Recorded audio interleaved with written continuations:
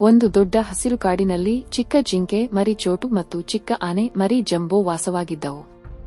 ಚೋಟು ಬಹಳ ಚುರುಕು, ವೇಗವಾಗಿ ಓಡುವ, ಆದರೆ ಸ್ವಲ್ಪ ಭಯಪಡುವ ಮಗು. ಜಂಬೋ ದೊಡ್ಡದಾಗಿ ಬೆಳೆಯುತ್ತಿದ್ದರೂ ಇನ್ನೂ ಮರಿ, ಆದ್ದರಿಂದ ತನ್ನ ತಾಯಿಯ ಹಿಂದೆಯೇ ಇರುತ್ತಿತ್ತು. ಆದರೆ ಜಂಬೋಗೆ ತುಂಬಾ ಧೈರ್ಯ, ಎಲ್ಲರಿಗೂ ಸಹಾಯ ಮಾಡಲು ಇಷ್ಟ. ಒಂದು ದಿನ ಮಳೆಗಾಲದಲ್ಲಿ ಕಾಡಿನಲ್ಲಿ ದೊಡ್ಡ ಪ್ರವಾಹ ಬಂದಿತು. ನದಿ ಉಕ್ಕಿ ಹರಿಯಿತು. ಚೋಟು ತನ್ನ ತಾಯಿಯನ್ನು ಕಾಣದೆ ಭಯದಿಂದ ಓಡಾಡುತ್ತಾ ಒಂದು ಚಿಕ್ಕ ದ್ವೀಪದಂತಹ ಜಾಗಕ್ಕೆ ಸಿಕ್ಕಿಬಿದ್ದ. ನೀರು ಎಲ್ಲಾ ಕಡೆಯೂ ಇತ್ತು. ಚೋಟು ನಡುಗುತ್ತಾ ಕೂತುಕೊಂಡಿತು. ಅಮ್ಮ, ಯಾರಾದರೂ ಸಹಾಯ ಮಾಡೀಗ ಎಂದು ಅಳತೊಡಗಿತು. ಅಷ್ಟರಲ್ಲಿ ಜಂಬೋ ಅಲ್ಲಿಗೆ ಬಂದಿತು. ಅದು ತನ್ನ ದೊಡ್ಡ ಕಿವಿಗಳಿಂದ ಚೋಟುವಿನ ಅಳುವಿಕೆ ಕೇಳಿತು. ಚೋಟು, ಭಯಪಡಬೇಡ, ನಾನು ಬಂದಿದ್ದೇನೆ ಎಂದು ಜಂಬೋ ಗಟ್ಟಿಯಾಗಿ ಕೂಗಿತು. ಆದರೆ ನೀರು ತುಂಬಾ ಆಳವಾಗಿತ್ತು. ಜಂಬೋಗೆ ಈಜಲು ಗೊತ್ತಿರಲಿಲ್ಲ, ಆದರೂ ಅದು ಹಿಂದಕ್ಕೆ ಹೋಗದೆ ಯೋಚಿಸಿತು.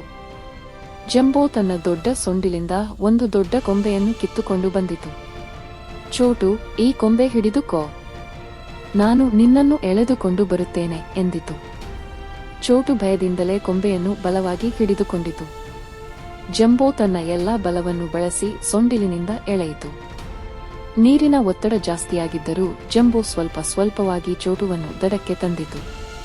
ಬಂದ ಕೂಡಲೇ ಚೋಟು ಜಂಬೋದ ಮೇಲೆ ಜಿಗಿದು ಅಪ್ಪಿಕೊಂಡಿತು. ಜಂಬೋ, ನೀನು ನನ್ನನ್ನು ಬದುಕಿಸಿದೆ, ನೀನಿಲ್ಲದಿದ್ದರೆ ನಾನು ಎಂದು ಅಳುತ್ತಾ ಹೇಳಿತು. ಜಂಬೋ ನಗುತ್ತಾ, ಗೆಳೆಯ, ನಾವು ಗೆಳೆಯರು ಅಲ್ಲವೇ? ಒಬ್ಬರಿಗೊಬ್ಬರು ಸಹಾಯ ಮಾಡುವುದೇ ಸ್ನೇಹ. ಆ ದಿನದಿಂದ ಚೋಟು ಮತ್ತು ಜಂಬೋ ಇನ್ನಷ್ಟು ಹತ್ತಿರವಾದರು.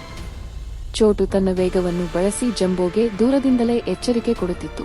ಜಂಬೋ, ಅಲ್ಲಿ ಬೇಟೆಗಾರರು ಬರುತ್ತಿದ್ದಾರೆ ಎಂದು ಓಡಿ ಬಂದು ಹೇಳುತ್ತಿತ್ತು. ಜಂಬೋ ತನ್ನ ದೊಡ್ಡ ದೇಹದಿಂದ ಚೋಟುವನ್ನು ರಕ್ಷಿಸುತ್ತಿತ್ತು. ಒಂದು ಸಲ ಸಿಂಹ ಬಂದಾಗ ಜಂಬೋ ಗರ್ಜಿಸಿ ಸಿಂಹವನ್ನು ಓಡಿಸಿತು. ಕಾಡಿನ ಎಲ್ಲಾ ಪ್ರಾಣಿಗಳು ಅವರ ಸ್ನೇಹವನ್ನು ನೋಡಿ ಆಶ್ಚರ್ಯಪಡುತ್ತಿದ್ದವು. ಒಂದು ಚಿಕ್ಕ ಜಿಂಕೆ ಮರಿ ಮತ್ತು ದೊಡ್ಡ ಆನೆ ಮರಿ ಎಷ್ಟು ಬೇರೆ, ಆದರೂ ಎಷ್ಟು ಗಾಢ ಸ್ನೇಹ ಎಂದು ಮಾತನಾಡಿಕೊಳ್ಳುತ್ತಿದ್ದವು. ಒಂದು ದಿನ ಚೋಟು ಜಂಬೋಗೆ ಹೇಳಿತು, ನಮ್ಮ ಸ್ನೇಹ ಎಂದಿಗೂ ಮುರಿಯದಂತೆ ಇರಲಿ, ನಾವು ಯಾವಾಗಲೂ ಒಟ್ಟಿಗೆ ಇರೋಣ. ಜಂಬೋ ತಲೆಯಾಡಿಸಿ, ಖಂಡಿತ. ಸ್ನೇಹ ಎಂದರೆ ಬಲ, ರಕ್ಷಣೆ ಮತ್ತು ಪ್ರೀತಿ. ನಾವು ಎರಡೂ ಒಂದೇ.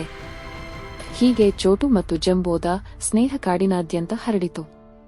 ಅದು ಎಲ್ಲರಿಗೂ ಸ್ಫೂರ್ತಿಯಾಯಿತು. ಗಾತ್ರ, ಜಾತಿ, ವಯಸ್ಸು ಏನೇ ಇರಲಿ, ನಿಜವಾದ ಸ್ನೇಹಕ್ಕೆ ಯಾವುದೇ ಅಡೆತಡೆ ಇಲ್ಲ ಎಂಬುದನ್ನು ತೋರಿಸಿತು.